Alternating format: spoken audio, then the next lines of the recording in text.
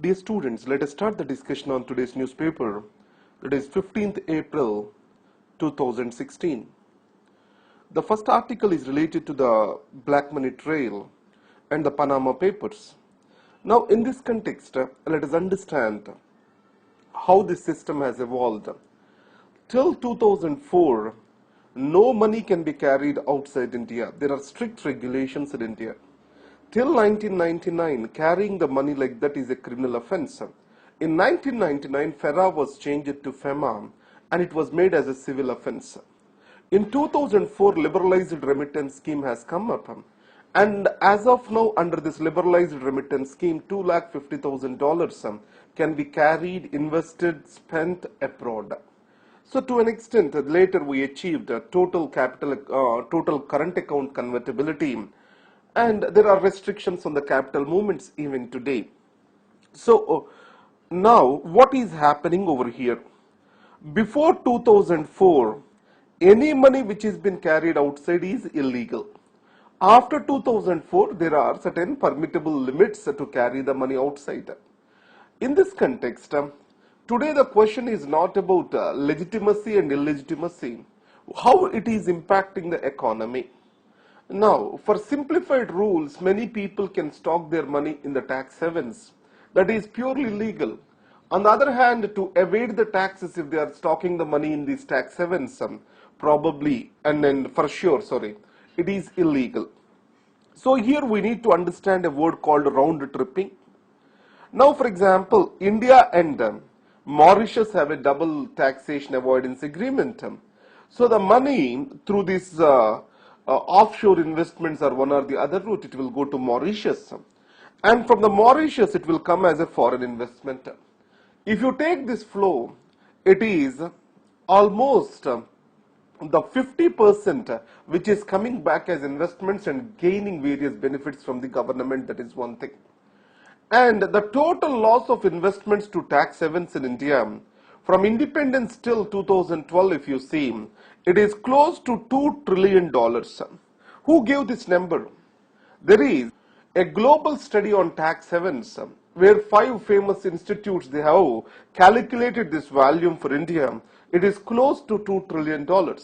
It means they have created wealth, productivity in some other country rather than in India. And the second thing is, more and more complexity of the tax laws is increasing in India. The incentive for making the legitimate capital movements outside India are also increasing. If you see Flipkart, though an Indian company, it is no more registered in India and it is operating from Singapore and its major operations are in India. So it is to escape the complex tax laws over here. So these are the challenges which we are seeing. So here, whenever the wealthy, they do not pay the taxes, obviously inequality is going to increase. And the tax rates will also be increasing. It means the person who is paying the taxes gets overburdened and he gains a greater incentive not to pay the taxes.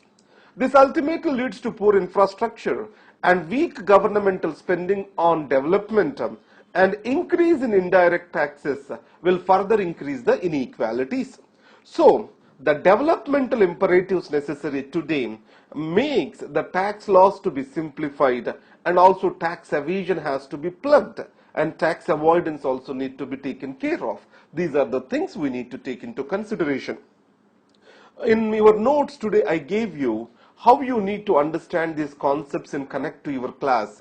So in the class, you need to look at GAAR, General Anti-Avoidance Rules, what is Direct Taxes Code, what is participatory notes, etc. to understand these things.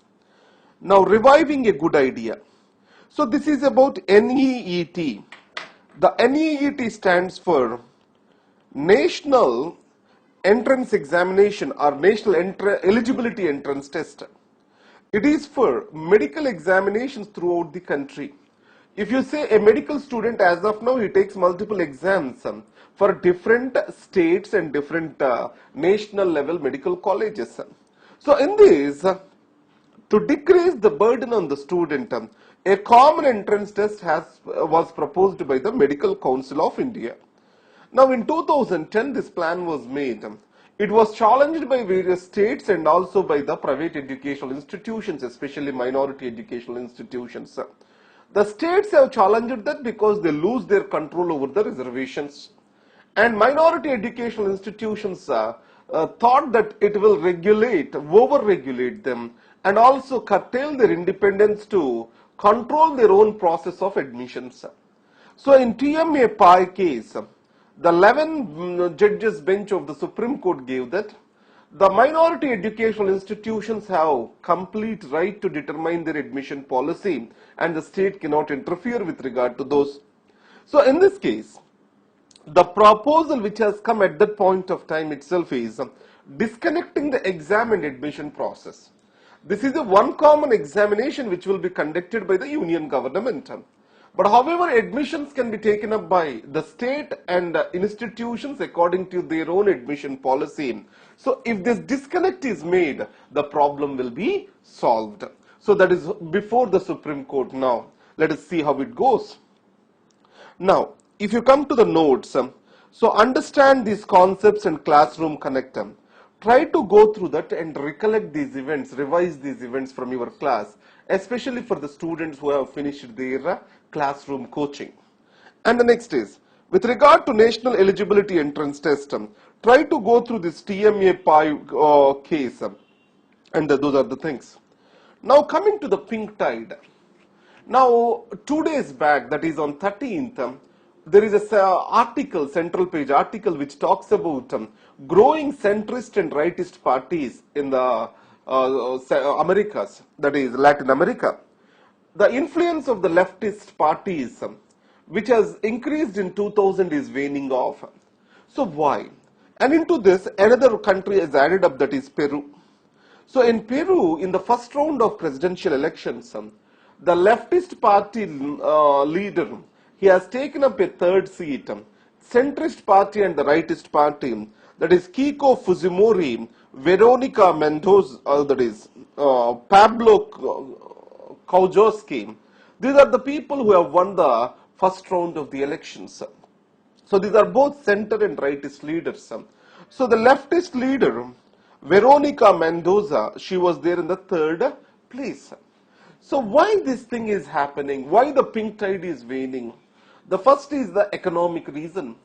Most of these countries, especially Venezuela, Brazil, and Bolivia, all these countries, they have dependent on mineral resource export, petrochemical exports, and the income which was gained from this was used for huge welfareistic activities. So only there is no diversification of economy. There is no increase in domestic production. Just it is about the resource and the supply of these resources. Now, once the commodity prices collapsed, the welfare cuts have come into existence. All these populistic measures lost the, budgets. Now, if you see, Bolsa Familia of Lula da Silva in Brazil, it is facing a huge financial cuts now. And most of the bonds which are released by the governments over here, they are declared as junk bonds, and there is no flow of debt or else loan from the other countries too. And the second thing that made is severe economic crisis. And the second thing is, if you carefully observe, there are charismatic leaders around which the pink tide was built in. In Bolivia and in Venezuela, you know the Hugo Chavez who passed away. Mr. Morris in Bolivia, who lost his referendum, and then the Lula in Brazil. All these people, they are no more close to power. And there are also huge corruption charges raised against these people. And on the other hand, the America's role is also been suspected because the right-wing media, especially the private media, is glorifying the minimal failures of the governments to raise the stronghold for the rightist wings. These are the various reasons which have been said over here. Now, Ambedkar legacy. Now, all the political parties are claiming the Ambedkar legacy. There is a beautiful article in a Hindu newspaper in Explained page. Today, go through that once. There is a Gandhi versus Ambedkar. A special article is given. That was the question in the last year. Now, if you talk about why every political party is interested, Now, one way they see it as an electoral gain, you know that the scheduled caste forms 16% of our population, and the Punjab has the highest number of the scheduled caste population, more than 32%. So, in this case, they form a strong electorate that all success has to be given to B.R. Ambedkar.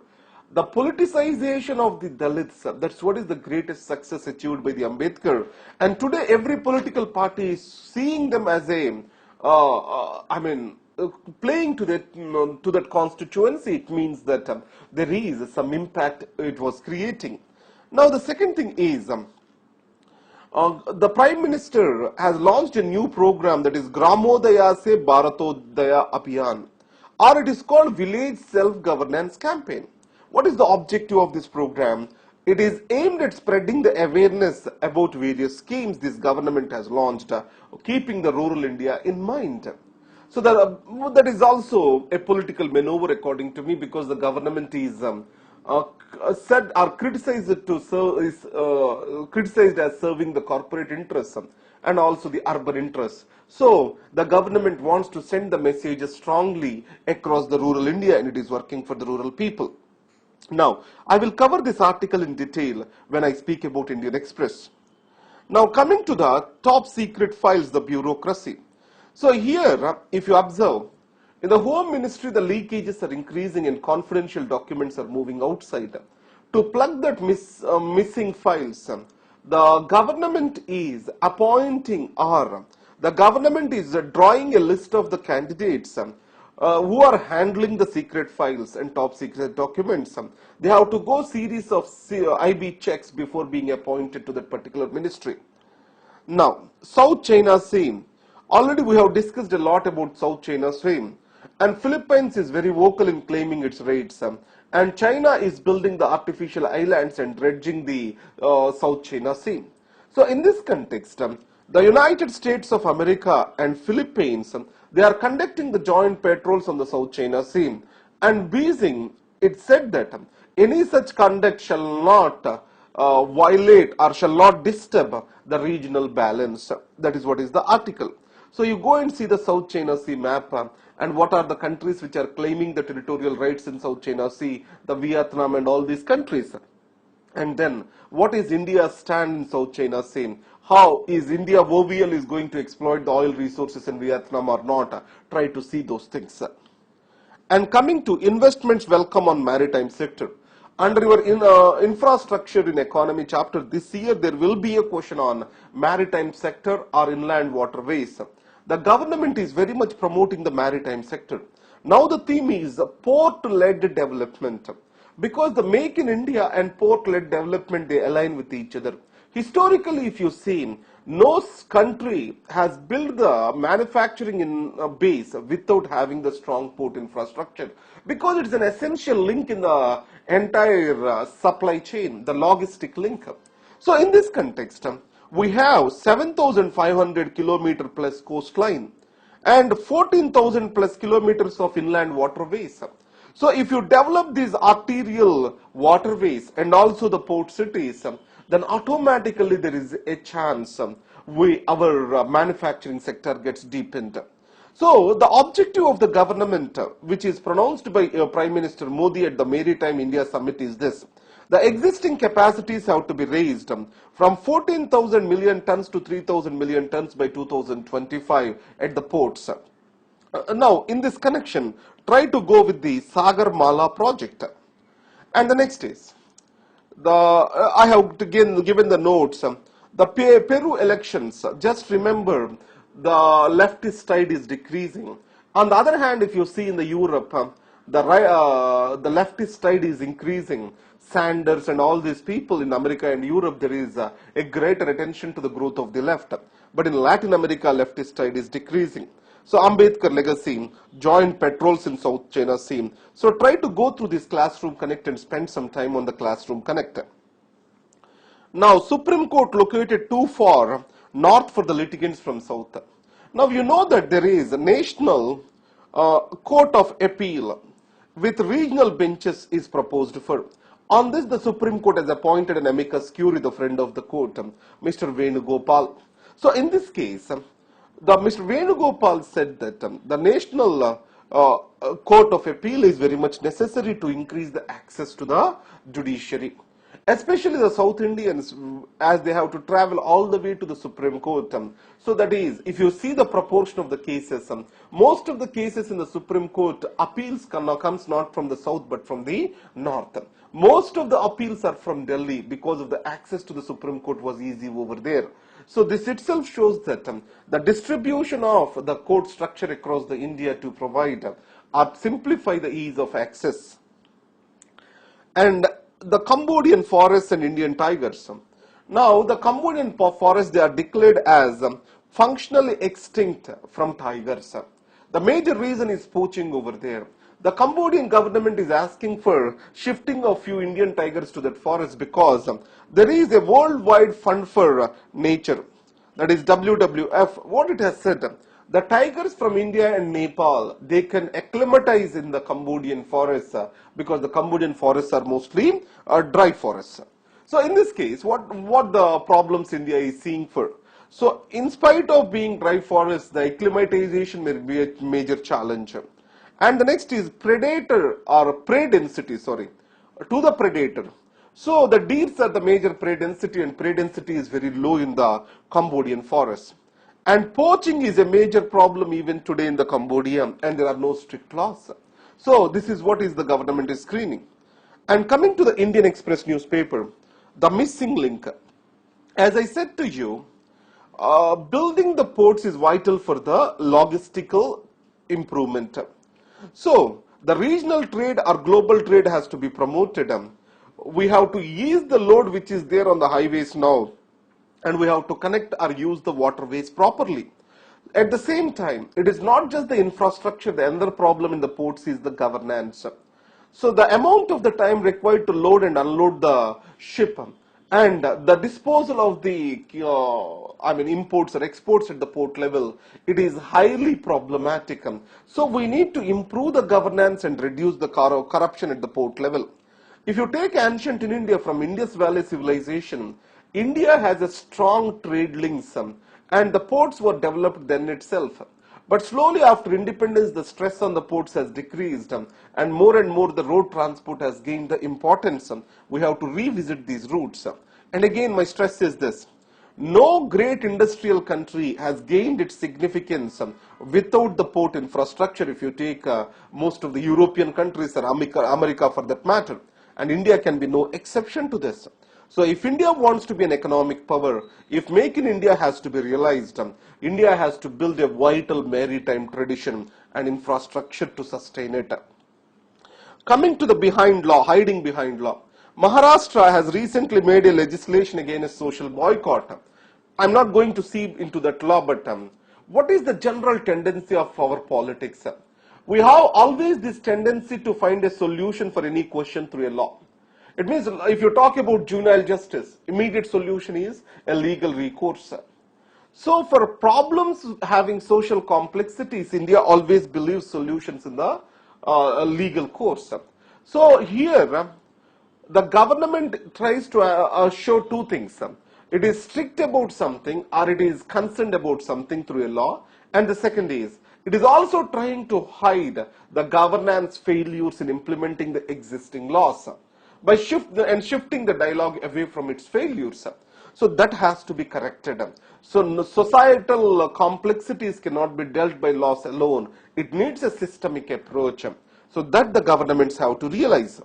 Coming to the name of the bill, you know that Article 110 money bill, and there are 6 subjects which have been given under that. In this case, we need to understand two things. If Article 6, the matter deals only with those subjects, that can be purely a money bill. But the matter which is there in the Article 110 is incidental, and the bill is majorly dealing with the other matters, then it cannot be a money bill. That is what is the rule. So in this case, the Speaker is the final authority to certify a bill in India.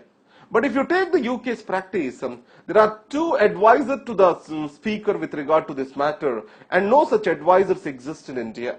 So that's why the present regime, it is taking more to the Rajya Sabha route to pass, Lok Sabha route to pass the bills without in consultation with the Rajya Sabha. That is through the money bill route. So it is going to establish a wrong tradition, and it is better in India also we take up the UK's practice of appointing the advisors, and a tradition developed how the money bills have to be defined. That is what is the essence of the article in the Aadhaar bill context. Now, so see the money bill, and this year there will be a prelims question on money bill. Try to be perfect on money bill, how it will be passed in the parliament. Now coming to doubling of farmers' income. If you carefully observe, by 2022, the farmers' income will be doubled. That's the promise given by the Prime Minister Modi. Now, many articles have come up saying that if income has to be doubled, the GDP in agriculture has to grow around 14%. What the Niti Aayog member, Mr. Ramesh Chand, claims is this. It is not a GDP in agriculture growth the Prime Minister has promised. He promised for a rise in the farmers' income. So the rise in the income can happen by giving the better price to their produce, and also providing for better trade terms to them, and reforming the Agricultural Produce Marketing Committees Acts. All these things can lead to the increase in income of the farmers. So in this context, what he suggests how the farmers' income can be increased, they include diversification from existing crops to the high valued crops, especially horticultural crops, and then developing the farm based enterprises. And then you know that already the irrigation is given due importance in this budget. Improvement in the trade of agriculture. Now already yesterday you saw that national portal is been on agricultural markets has been formed, that is NAM. National Agricultural Market Portal is launched already. Now, for technological upgradation, the shift of cultivators to the non-farm income too, the non-farm occupations too, which are associated with agriculture, all these can lead to increase in income, and it is achievable. That's what is the author argues. And coming to the Dr. B.R. Ambedkar and his legacy, now understand what are the opinions of Ambedkar on Vedic religion, tolerance of Hinduism, etc. Now, one thing understand, religion is a set of rules or a principle. Ambedkar believed religion has to be based on principles. It's a matter of principles, and it cannot be converted into certain rules. It cannot be a matter of rules. Once it degenerates into the matter of rules, it cannot be a religion. So he claims that Hindu religion is based on a set of rules. Manusmriti is a set of rules. So the second thing is this. Hindu society itself is a myth. The people are not organized around the religion, but the organization is along the caste. So Hindu religion has to be seen more as an association of few castes. It's more about caste consciousness rather than about a religion and its practices. This quietly comes in contradiction with regard to RSS view. And next is a tolerance of Hinduism. What he says is, as so many atrocities are committed against the Dalits, how the Hindu religion can be tolerant, how it can be claimed to be tolerant. So this is what is being said. Now this is where the Gandhiji and Dr. B.R. Ambedkar have come into contradiction. So Dr. B.R. Ambedkar, what he said is, so it's assertiveness of the Dalits. And idea of Dalit identity, this is what Dr. B.R. Ambedkar was talking about. He is talking about beyond the Hindu religion. On the other hand, Gandhiji is seen Hinduism as an overarching umbrella and try to see Dalits as part of the Hinduism and reforming the Hinduism as a whole. So that's how both of them have seen the concepts. Gandhiji have seen the Hinduism as a principle. The Dr. B.R. Ambedkar seen it as a set of rules and regulations. Now, see this timeline, what the Ambedkar's achievements, especially Pune Pact, where the Gandhiji and Ambedkar have come into contradiction. And added to that, Ambedkar is also an economist and also a politician. He formed Independent Labour Party to fight Brahmanism and capitalism in 1937 elections. And also later he has established a Scheduled Caste Federation. So these are all the political activities which he undertook. Thank you very much. I think today's video got lengthened. Try to adjust with this. Thank you.